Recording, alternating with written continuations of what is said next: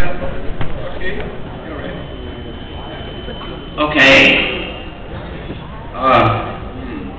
How far do I need to keep this? Please raise your hand if you cannot hear me well. Somebody raised his hand.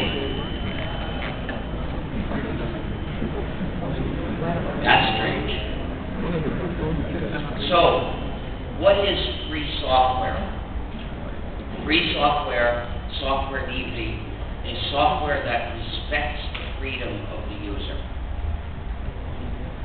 The software that's available to the public, which is not free software, is proprietary software, non-free software.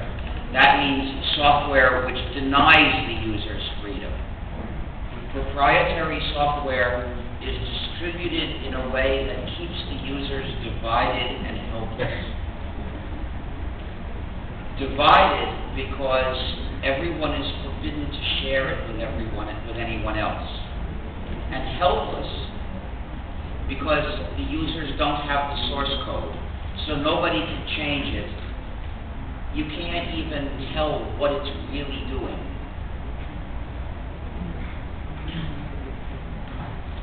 But free software respects the user's freedom. What does that mean? What freedom am I talking about? It's not enough to say, I'm in favor of freedom, because the hard question is always, which freedoms should everybody have? Free software means that the user has 4 essential freedoms. Freedom 0 is the freedom to run the program as you wish for any purpose. Freedom 1 is the freedom to study the source code of the program and then change it to do what you wish. Freedom 2 is the freedom to help your neighbor. That's the freedom to make copies and distribute them to others.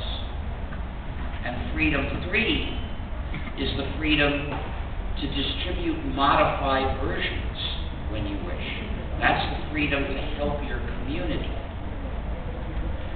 With all 4 freedoms, the program is free software. If one of these freedoms is missing, the program is not free software, which means its distribution is unethical because it's trampling the freedom of the public. But why should these freedoms be essential? Why define free software this way? Freedom 2, the freedom to help your neighbor, the freedom to make and distribute copies, is essential on basic moral grounds so that you can live an upright life as a good member of your community.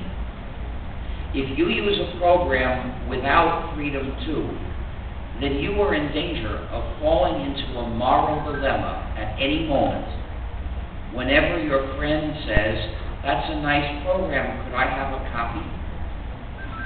At that moment, you will be in the dilemma. You will be forced to choose between 2 evils. One evil is to give your friend a copy and violate the license of the program. The other evil is to deny your friend a copy and comply with the license of the program. So, once you're in this dilemma, you ought to choose the lesser evil. The lesser evil is to give your friend a copy and violate the license of the program. Why is this evil the lesser one?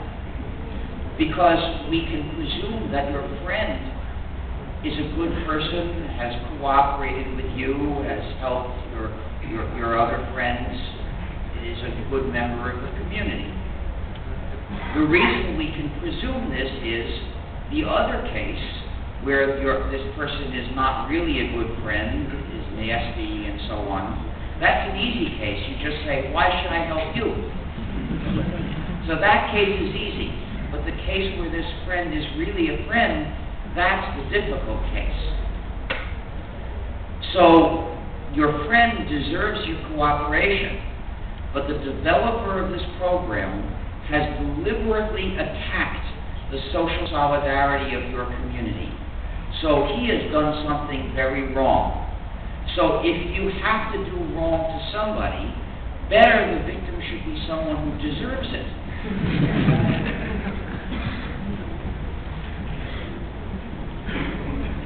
However, being the lesser evil does not mean it's good.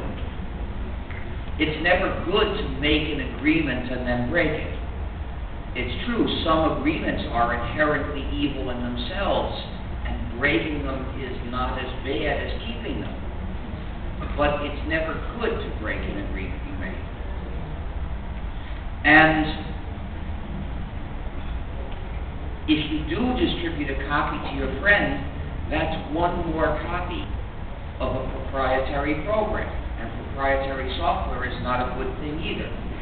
Now, it's true that an unauthorized copy is not quite as bad as an authorized copy, because the authorized copy not only denies people's freedom, it also typically rewards the perpetrator of the scheme. The guilty party is gaining from mistreating people. So the unauthorized copy is not quite as evil as an authorized copy, but it's still evil. So, once you've understood this dilemma, what you should really do is make sure you are never in the dilemma. There are two ways to do that. One is, don't have any friends. That's the method that the proprietary software developers recommend. That's the society that they are aiming for. The other method is, don't use the proprietary program. If you don't have a copy, you don't have to worry about what you will say when your friend asks you to copy it. That's the method I've chosen. If someone offers me a program on the condition that I refuse to share it with you, I refuse. On ethical grounds, I am obliged to refuse. It would be a betrayal of social solidarity if I accept such a program. So I will never accept one. The most important resource of any society is not a physical resource. It is a psychosocial resource. It is the spirit of goodwill, the spirit of helping your neighbor. The level of this spirit of goodwill makes the difference between a dog-eat-dog jungle and a livable society. So, of course, ethical leaders throughout the ages have tried to encourage the spirit of helping your neighbor. So what does it mean when powerful social institutions start saying that it's wrong to share with your neighbor? What are they doing? They are poisoning this essential resource, something no society can afford. No society on earth has too much spirit of goodwill. And what does it mean when they say, if you share with your neighbor, you're a pirate? What are they doing? They are trying to equate sharing with your neighbor with attacking ships. And nothing could be more wrong than that, because attacking ships is very, very bad, but helping your neighbor is admirable. So anytime someone tries to use the word pirate to describe people who share with their neighbors, denounce it as propaganda. Don't use their propaganda term. If you use their propaganda term, you are supporting their propaganda campaign. You're supporting the evil assumptions that they are trying to impose. They want people to believe that without conscious thought. They don't want anyone to question the idea, their idea, that it's wrong to share with other people. But I say that sharing is friendship. To attack sharing is to attack friendship. And what does it mean when they impose harsh punishments on people for having unauthorized copies of proprietary software?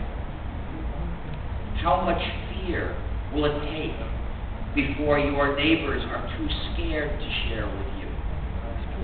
How much fear will it take before you are too scared to share with them? I don't think we should allow the proprietary software developers to continue their terror campaign. And I call it a terror campaign because not that far from here, in Argentina and also in Germany, the proprietary software developers have threatened the public with being raped for having unauthorized copies of proprietary software. When they start threatening people with rape, that's a terror campaign, and we should shut down their terror campaign. They have no right to do this.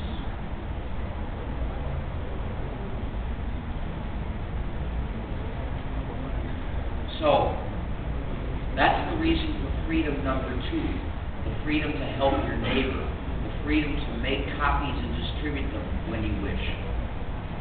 Freedom 0 is necessary for different reasons. Freedom 0 is the freedom to run the program as you wish. It may be shocking, but there are proprietary programs that even restrict how authorized copies can be used.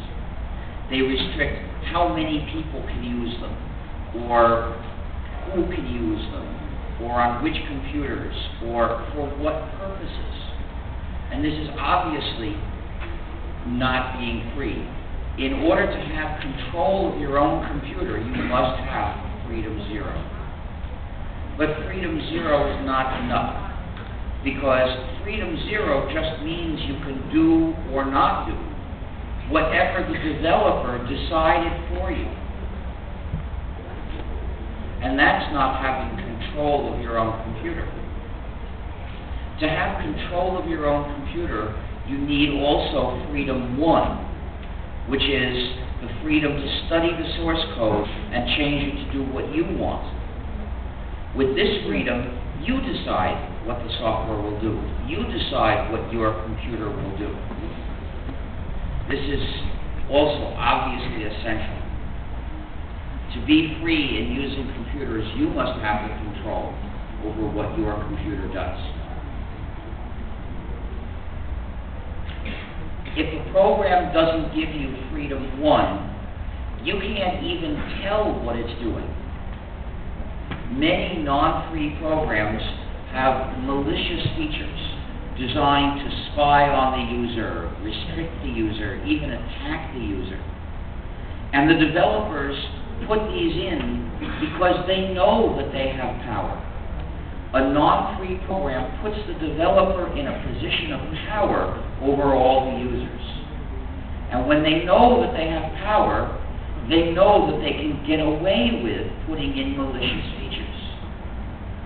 And they don't even tell the users about these malicious features. They figure the users can't see the source code, they'll never know I put in this malicious feature.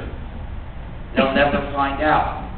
So, effectively, proprietary software is just trust me software. The developer says, you can't check what this is doing, just trust me. And many of these developers don't deserve the trust that they ask for. For instance, spyware is quite common. Many non-free programs spy on the user, report on the user. One non-free program that spies on the user that you might have heard of is called Windows XP.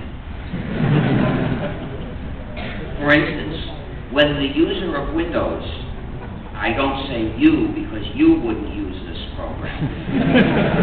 When the user of Windows searches her own files for a word, Windows sends a message saying what word was searched for. That's one spy feature. And when Windows XP asks for an upgrade, it sends Microsoft a list of all the programs installed in the machine. That's another spy feature. Microsoft did not tell the public about these spy features because, in fact, the list of programs is sent encrypted. So it wasn't easy for people to find out what information was being sent. Somebody had to do some clever research to determine what information was being sent to Microsoft. Look, I'll talk. You don't have to shine that light at me. I'm talking already. Can you switch it off, please? Don't be like Bush.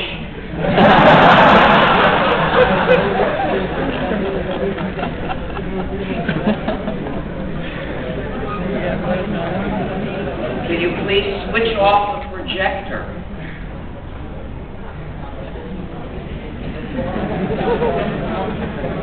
Well, where's the remote control?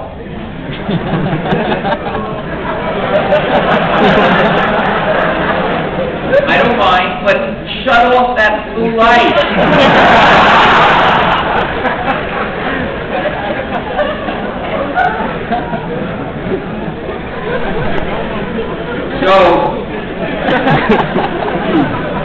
But don't think that spyware is limited to Windows, because Windows Media Player also spies on the user.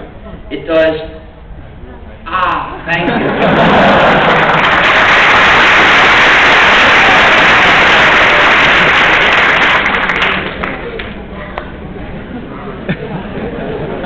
Eu vou ficar até o final. Windows Media Player reports everything that the user looks at. I guess Bush went and shone a light in its eyes, and it agreed to talk.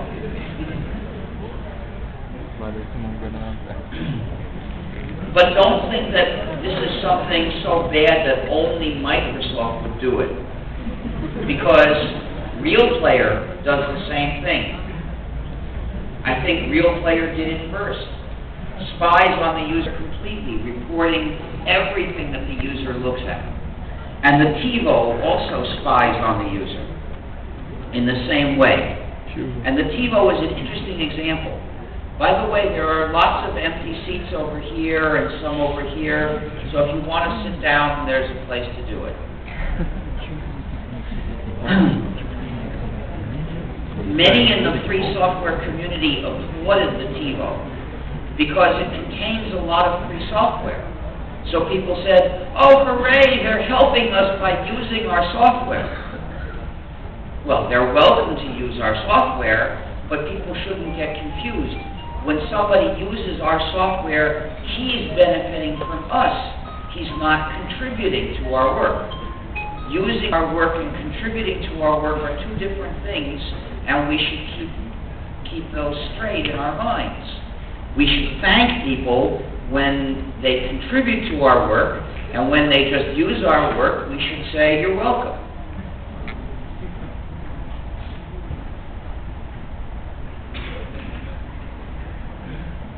Anyway, the TiVo uses a lot of free software, but it also contains non-free software, and it spies on the user.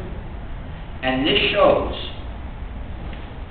that it's not enough to, quote, use free software, unquote, which means use some free software. What we have to aim for if we want to be free is to reject all non-free software. Every non-free program tramples your freedom and might contain a malicious feature too. So if we want to have freedom, we have to escape from the software that takes away our freedom.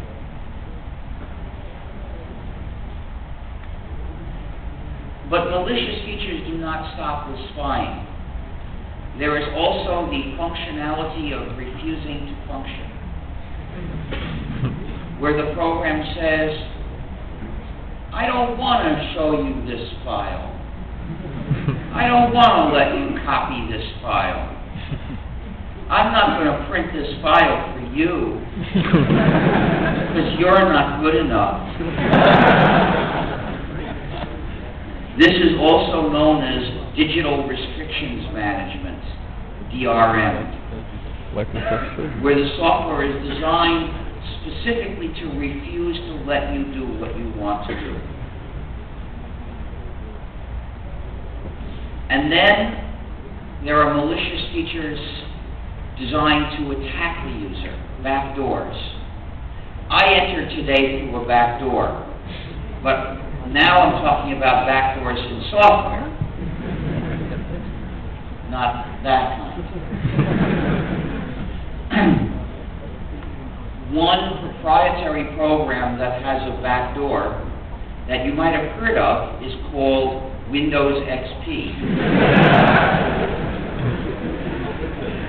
Because when Windows XP asks for an upgrade, Microsoft knows the identity of the user, and therefore Microsoft can deliver an upgrade designed specifically for him, meaning it can take whatever kind of control it wants to take, and the user basically can't do anything.